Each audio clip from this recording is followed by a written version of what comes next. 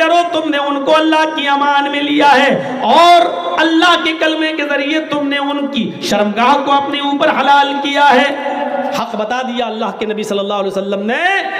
تمہارا حق یہ ہے یعنی عورتوں کا کہ وہ اپنے شوہر کی بستر پر کسی ایسے مرد کو نہ آنے دیں جس سے مرد کو شوہر کو تکلیف ہوتی ہے, اس کو ناپسند کرتا ہے, اور اگر ایسا کرے تو شوہر ان کو مار سکتے, ہلکی مار. اور مردوں کی ذمہ داری ہے کہ وہ اپنی بیوی کو انصاف, دستور کے مطابق, سماج کے رسم و رواج کے مطابق, معاشرے کے طور طریقے کے مطابق کھانے پینے میں, دوا اور علاج میں ان کی کمی نہ ہونے دے. ایک چیز اللہ کے نبی نے عورتوں کے سلسلے میں مردوں کو بہت چاق و چوبند رہنے کے لیے کہی ہے, اور اس میں خیال رکھنا پڑے گا عورتوں کا. وہ کیا ہے؟ اللہ کے نبی صلی اللہ علیہ وسلم فرماتے ہیں استوصوا بالنساء, عورتوں کے سلسلے میں میں تمہیں وصیت کرتا ہوں, عورتوں کے سلسلے میں میں تمہیں نصیحت کرتا ہوں. کیا نصیحت کرتا ہوں؟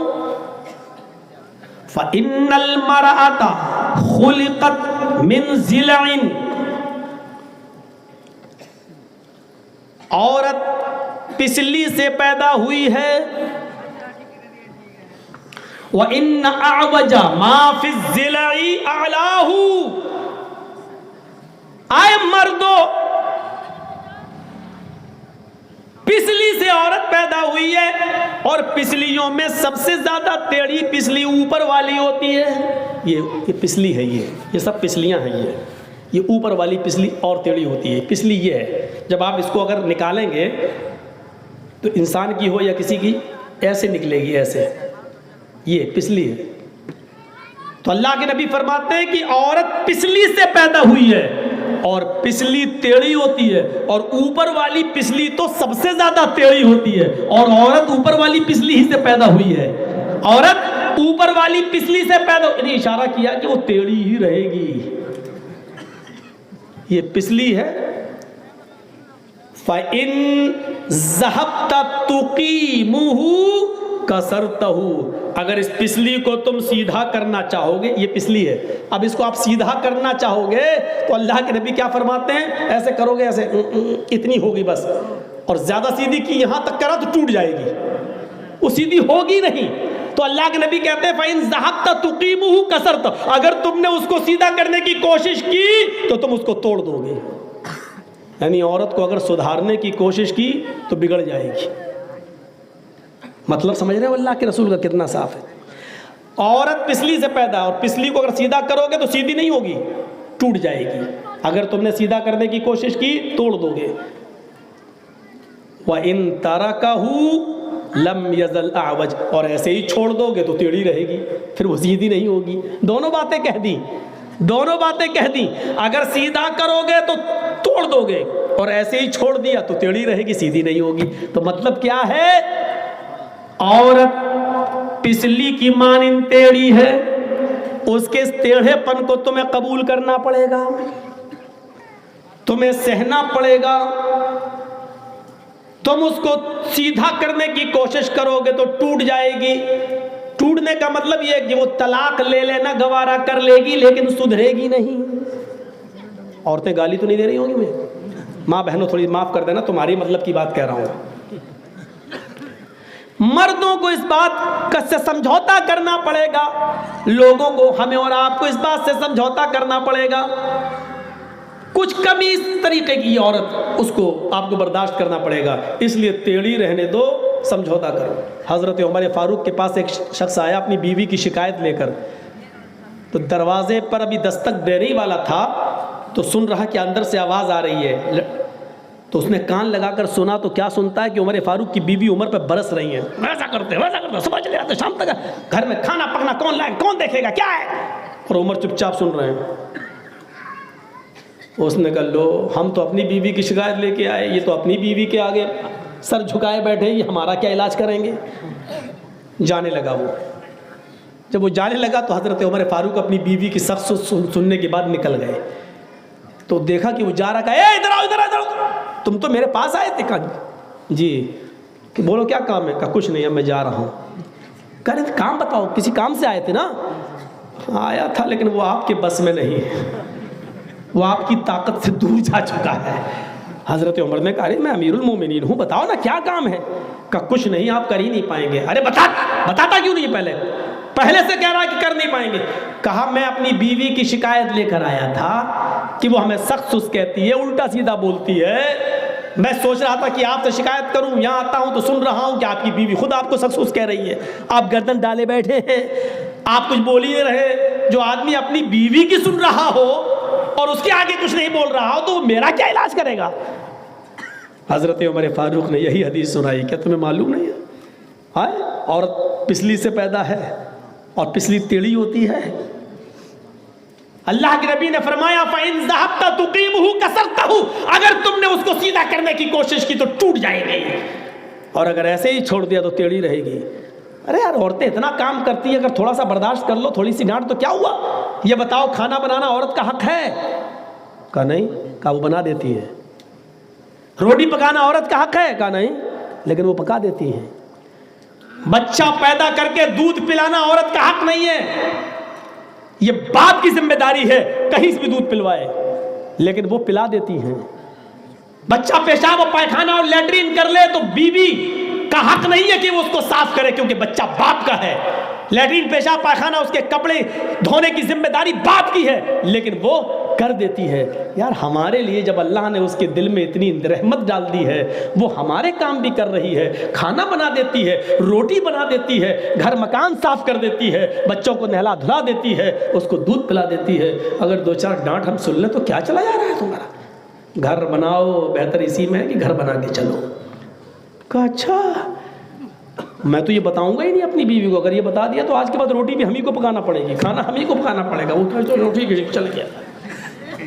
تو میرے بھائیوں عورتوں کی ذمہ داری کو ٹھیک ہے کچھ چیزیں ہوتی ہیں، لیکن اس کا حل بتایا کہ یہ فطرت ہے عورت کی، اور ایک میں نہیں سب میں پائی جاتی ہے۔ پوری زندگی آپ اس کو عیش و آرام دیں، ایک مرتبہ اگر کبھی آپ کو جو پہلے مہینے کی تنخواہ ملی اور اس کے خواہش کے مطابق سامان نہیں آیا، تمہارے گھر میں جب سے آئی ہوں ایسی تو رہتی ہوں، کب تم نے کیا ہمارا خیال؟ جب رات میں ملنے آنا ہوتا تو شوق سے چلے آپ کو سنا ڈالیں گی دنیا بھر کی تمام باتیں۔ یہ ہوتی ہے عورت کی فطرت ہے، کیا کیا جائے؟ تو اللہ کے رسول نے کہا کہ وہ پسلی سے پیدا ہے۔ حضرت معاویہ قشیری رضی اللہ تعالیٰ عنہ اپنے باپ سے روایت کرتے ہیں، اور ان کے باپ کہتے ہیں کہ سأل رجل، ایک آدمی نے نبی صلی اللہ علیہ وسلم سے سوال کیا، ما حق الزوجہ، میری بیوی کے میرے اوپر کیا حق ہے؟ تو اللہ کے نبی صلی اللہ علیہ وسلم نے فرمایا تطعمها اذا طعمت وتكسوها اذا اكتسيت ولا تضرب الوجه ولا تقبح ولا تهجر الا في البيت۔ یہ تین چار چیزیں عورتوں کے بارے میں بتائی۔ تم بیوی کا حق پوچھتے ہو کیا ہے؟ سنو، پہلا حق یہ ہے کہ تطعمها اذا طعمت، جب تم کھانا کھاؤ تو اپنی بیوی کو کھلاؤ، جو تم کھاؤ وہ اپنی بیوی کو کھلاؤ۔ وَتَكْسُوهَا إِذَا اكْتَسَيْتَ، جو تم پہنو وہ اپنی بیوی کو پہناؤ۔ اس کا مطلب یہ نہیں کہ تم جینز پہنو بیوی کو بھی جینز پہناؤ، مطلب جس کوالٹی کا کپڑا تم پہن رہے ہو اسی کوالٹی کا کپڑا اپنی بیوی کو پہناؤ، جو تم کھا رہے ہو وہ بیوی کو کھلاؤ، جو تم پہن رہے ہو وہ اپنی بیوی کو پہناؤ۔ اور تیسرا حق بیوی کا یہ وَلَا تَضْرِبِ الْوَجْهِ، تم اس کے چہرے پر کبھی تھپڑ مت مارنا۔ کبھی کبھی غلطیاں کر جائیں یا تمہارے بستر پر کسی غیر مرد کو بلا لیں تو ان کے چہرے پر مت مارنا۔ چہرے کا مطلب یہ نہیں ہے کہ دوسری جگہوں پہ جتنا چاہو مارو، نہیں، ہاں اگر وہ دوسرے کو بستر پہ بلا رہی ہیں تب مار سکتے ہو، وہ بھی چہرے کو چھوڑ کر دوسری جگہ، اور وہ بھی ہلکی مار۔ تین چیزیں، ولا تقبح، اور چوتھا حق بیوی کا یہ ہے کہ تم اس کو برا بھلا نہیں کہو، اس کو الٹا سیدھا نہیں بولو گے، تیرے باپ نے کیا دے دیا، چلی آئی چڑیل بن کے بھٹ، اس کے خاندان کو برا کہو، اس کے گھر والوں کو برا کہو، اس کو برا بھلا کہو، نہیں۔ ولا تقبح، اس کو برا بھلا مت کہو. اور میاں بیوی میں تکرار ہو ہی جاتی ہے, کبھی کبھی لڑائی جھگڑے ہو ہی جاتے ہیں. فرمایا کہ اگر تمہیں اپنی بیوی کو الگ بھی کرنا پڑے, اپنی بیوی کو دور کرنا پڑے اپنے سے, تو ولا تہجر الا فی البیت, تو گھر سے باہر مت نکالنا, تم اپنا بستر الگ کر دینا, لیکن اپنی بیوی کو رکھنا اپنے گھر ہی میں, بھلے ہی بستر الگ کر لینا, کمرہ بدل لینا, لیکن اپنے گھر سے تم اس کو باہر مت نکالنا, اپنے گھر سے اس کو دور مت کرنا. کیونکہ شیطان تو یہی چاہتا ہی ہے, ادھر میاں بیوی ایک ساتھ رہیں گے, ایک دن 2 دن 3 دن کے بعد دونوں پھر ایک دوسرے سے مل ہی جائیں گے, کیونکہ ایک دوسرے کو ایک دوسرے کی ضرورت ہے, اور بنا ایک دوسرے کے کوئی رہ نہیں سکتا ہے. یہ فطرت اللہ تعالیٰ نے ایسی رکھی ہے. اس لیے فرمایا کہ ولا تہجر الا فی البیت, اس کو گھر سے باہر مت نکالنا, اگر الگ بھی کرنا پڑے, چھوڑنا پڑے تو گھر ہی میں اس کو چھوڑنا. یہ ذمہ داری ہے. تو یہ عورتوں کے تعلق سے کہا ہے. اور 5ویں چیز آخری, کہ ہم تمہارے درمیان ایک چیز چھوڑ رہے ہیں, جب تک تم اس کو پکڑے رہو گے کبھی گمراہ نہیں ہوگے. وہ کیا ہے؟ اللہ کی کتاب. یہ قرآن سے اپنا رشتہ جوڑو میرے بھائیو. قرآن جو پڑھے گا وہ حدیث اپنے آپ پڑھے گا. قرآن پر آپ عمل کر ہی نہیں سکتے جب تک کہ حدیث نہ پڑھے. قرآن نے کہا انما حرم علیکم المیتۃ, سارے مردے تمہارے اوپر حرام ہیں. تو کیا آپ مچھلی بھی چھوڑ دو گے؟ کیا آپ ٹڈی بھی چھوڑ دو گے؟ نہیں, یہ آپ کو حدیث بتائے گی کہ سارے مردے حرام ہیں, لیکن اللہ تعالیٰ نے مچھلی اور ٹڈی 2 مردے حلال بھی کیے ہیں. اللہ نے کہا ہے انما حرم علیکم المیتۃ والدم, سب خون تمہارے اوپر حرام ہے. تو کیا سارا خون حرام ہے؟ نہیں. اللہ کے نبی نے فرمایا الکبد والطحال, کلیجی اور تلی, یہ 2 چیزیں تمہارے لیے جانور کی حلال ہے. کلیجی بھی خون ہوتا ہے اور تلی بھی خون ہوتا ہے. تو قرآن جب پڑھو گے تو قرآن کو سمجھنے کے لیے حدیث پڑھو گے ہی, یعنی قرآن و حدیث دونوں کو مضبوطی سے پکڑے رہنا. ان دونوں کو چھوڑا برباد ہو جاؤ گے, گمراہ ہو جاؤ گے. اگر بچنا چاہتے ہو گمراہی سے اور پوری طریقے سے مسلمان رہنا چاہتے ہو, تو جب تک تم ان دونوں چیزوں کو مضبوطی سے پکڑے رہو گے کبھی گمراہ نہیں ہوگے. میرے بھائیوں, 12:15 بج گئے ہیں. 12 بجے 12:15 بجے سے زیادہ پروگرام نہیں ہونا چاہیے, اور پہلے دن کچھ کم ہوتا ہی ہے, دوسرے دن میں ٹائم زیادہ لیتا ہوں, تو کل انشاءاللہ آپ کا ٹائم زیادہ لیا جائے گا. ہم نے یہ 4-5 چیزیں جو بتائی ہیں, خوب مڈر, مال, سود, عورتوں کے حقوق اور کتاب و سنت, یہ اسلام کے اندر ہمیں پورے کے پورے داخل ہونے کے لیے ضروری ہے کہ ہم ان چیزوں پر عمل کریں. اللہ تعالیٰ سے دعا ہے کہ بار الہ تو ہم تمام مسلمانوں کو ہدایت عطا فرما, عقل سلیم عطا فرما. اللہ جب تک تو ہمیں زندہ رکھ, اسلام پہ زندہ رکھنا, جب ہمارا خاتمہ ہو تو ایمان پر ہمارا خاتمہ فرمانا. وما علینا الا البلاغ المبین, وآخر دعوانا ان الحمد للہ رب العالمین. السلام علیکم ورحمۃ اللہ وبرکاتہ.